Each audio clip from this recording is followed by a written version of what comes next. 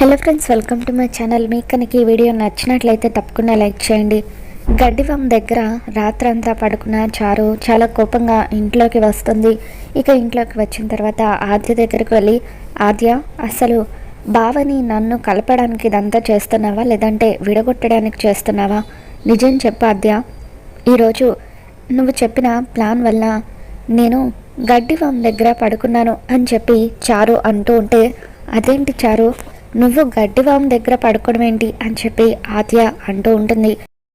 రాత్రి నేను హాల్లో పడుకుంటే అప్పుడు పెద్దనాన్న అది చూసి సీను బావ మీద కోప్పడి మా ఇద్దరిని కలుపుతారని నువ్వు సలహా ఇచ్చావు కదా. నువ్వు అలా సలహా ఇచ్చావని నువ్వు చెప్పినట్టుగానే నేను హాల్లో పడుకున్నాను.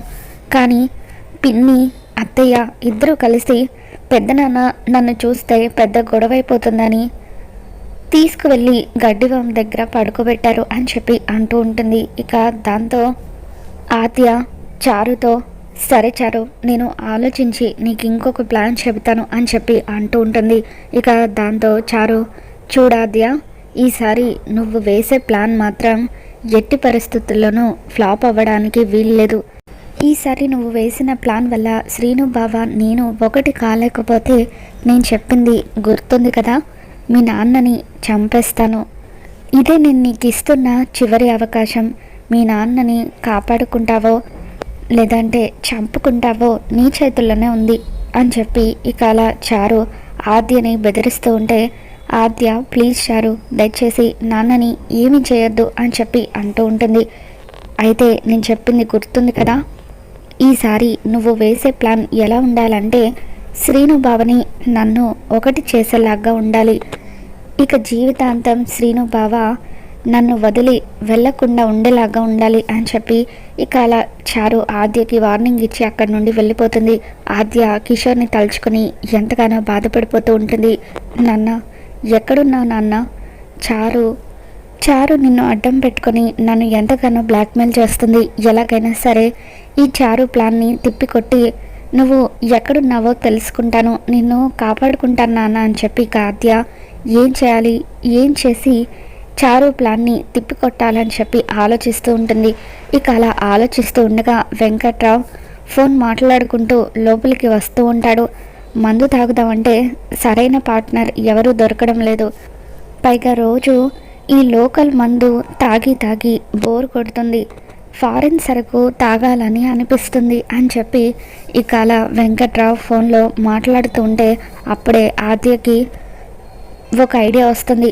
ఇక వెంటనే వెంకట్రావు ఫోన్ అక్కడ పెట్టేసి లోపలికి వెళ్ళగానే ఆద్య వెంకట్రావు ఫోన్ తీసుకుని చారు వాళ్ళ నాన్నకి మెసేజ్ చేస్తూ ఉంటుంది.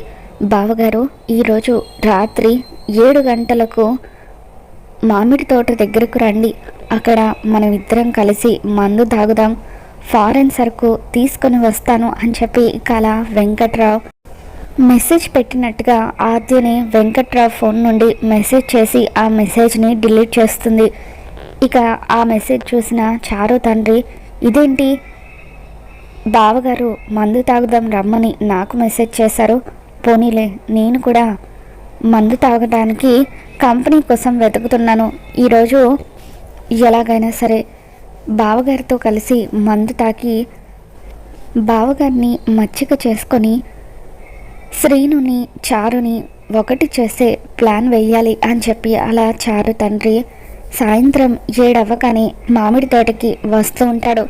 మరోవైపు చారు తండ్రి వెంకట్రావుకి రిప్లై ఇస్తాడు, సరే బావగారు, 7 గంటలకు మామిడి తోట దగ్గరికి వస్తాను, మీరు కూడా వచ్చేయండి, ఆలస్యం చేయకండి అని అలా మెసేజ్ పెట్టడంతో, ఇదేంటి వీడు నాకు మెసేజ్ పెట్టాడు, పోనీలే మందు తాగుదాం అంటున్నాడు కదా, వెళ్తే అయిపోతుంది, నాకు కూడా ఫ్రీగా మందు దొరికినట్టుగా అవుతుంది అని చెప్పి ఇక అలా వెంకట్రావు ఆ మెసేజ్ చదివి మామిడి తోట దగ్గరికి వెళ్తాడు. ఆద్య వాళ్ళిద్దరికంటే ముందుగానే మామిడి తోట దగ్గరికి వెళ్తుంది. ఇక అక్కడికి వెళ్ళిన తర్వాత కావాలని ఫారెన్ మందు బాటిల్ని అక్కడ ఉంచి అందులో ఉన్న కొంతమందిని కింద పారబోస్తుంది. ఇక అలా ఆ మందుని టేబుల్ మీద ఉంచి చెట్టు చాటున నిలబడి గమనిస్తూ ఉంటుంది. మొదట చారు తండ్రి అక్కడికి వస్తాడు.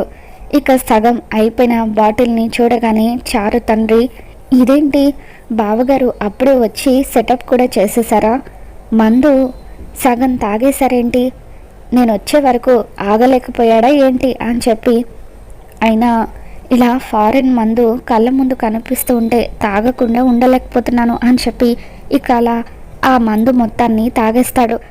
అబ్బా ఎంతైనా ఫారెన్ మందే ఎంత బాగుందో అని చెప్పి, లైఫ్ ఈజ్ బ్యూటిఫుల్ అన్నారు కానీ life is more than beautiful అని చెప్పి ఇక అలా తాగి తూలుతూ ఒక్క పెగ్గుకే మత్తెక్కేసింది అని చెప్పి ఇక అలా చారు తండ్రి అంటూ ఉంటే అప్పుడే అక్కడికి వెంకట్రావు వస్తాడు. వెంకట్రావు అక్కడికి వచ్చేసరికి బాటిల్ అంతా కూడా ఖాళీ అయిపోతుంది. ఏంటిది, మందు మొత్తం తాగేసావా, నేను వచ్చే వరకు కూడా ఆగలేకపోయావా కక్కుర్తోడా అని చెప్పి ఇక అలా చారు తండ్రిని తిడుతూ ఉంటాడు. ఏంటి బావగారు, మర్యాదగా మాటలు జాగ్రత్తగా రానివ్వు, మందు తాగుతాం రమ్మని పిలిచి నేను రాకముందే సగానికి పైగా బాటిల్ని లేపేశావు, ఏదో నేను వచ్చేసరికి అడుగున కాస్త ఉంచావు, ఆ మాత్రం దానికే ఇంత ఓవర్ యాక్షన్ చేస్తావా అని చెప్పి ఇక చారు తండ్రి అంటూ ఉంటే, రే ఏం మాట్లాడుతున్నావురా నువ్వు, మందు తాగుదాం రమ్మని పిలిచింది నువ్వు, తీరా నేను వచ్చిన తర్వాత మందు లేకుండా నన్ను అవమానించడమే కాకుండా ఇప్పుడు నేను మందు తాగేశానని అబద్ధాలు ఆడతావా అని చెప్పి ఇక అలా చారు వాళ్ళ నాన్న కాలర్ పట్టుకుంటాడు.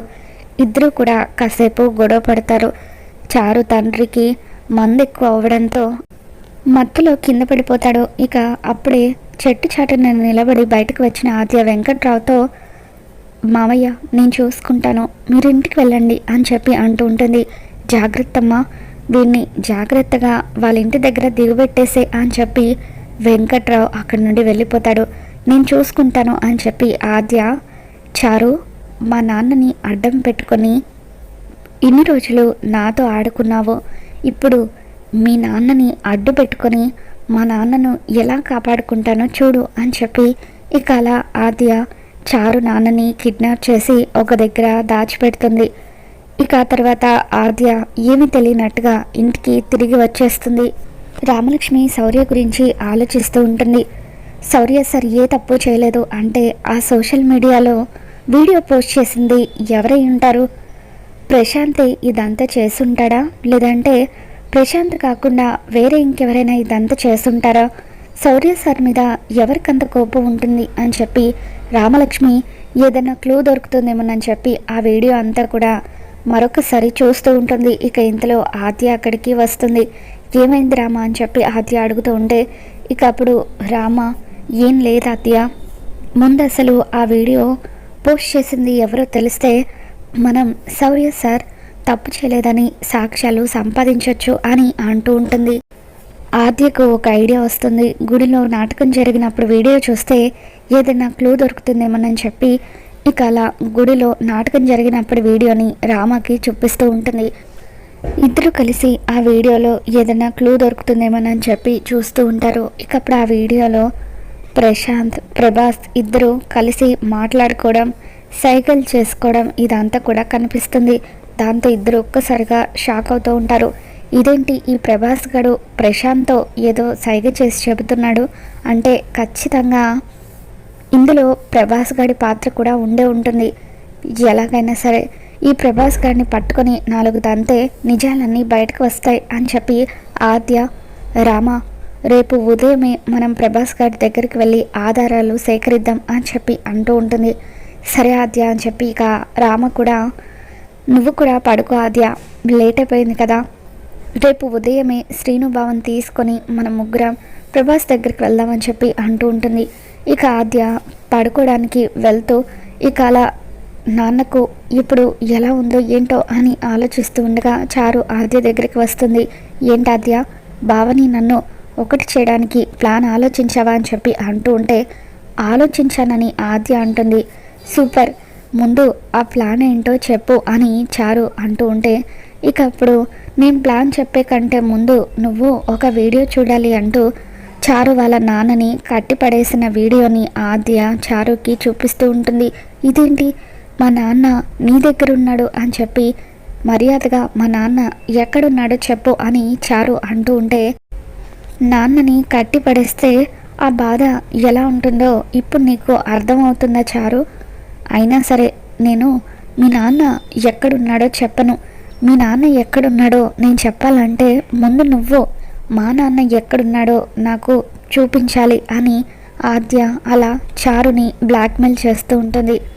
చూడు, పొరపాటున మా నాన్నకి ఏదైనా జరిగిందనుకో మీ నాన్న ప్రాణాలతో మిగలడు అని చెప్పి అలా ఆద్య చారుని బెదిరిస్తూ ఉండడంతో ఇకప్పుడు చారు ఏడుస్తూ, ప్లీజ్ ఆద్య, దయచేసి నాన్నను ఏమీ చేయొద్దు, నీ కాళ్ళు పట్టుకుంటాను అని చెప్పి బతిమలాడుతూ ఉంటుంది. ఇక మొత్తానికి అలా ఆద్య అయితే సూపర్గా ప్లాన్ వేసి చారు ప్లాన్ని తిప్పి కొడుతూ ఉంటుంది.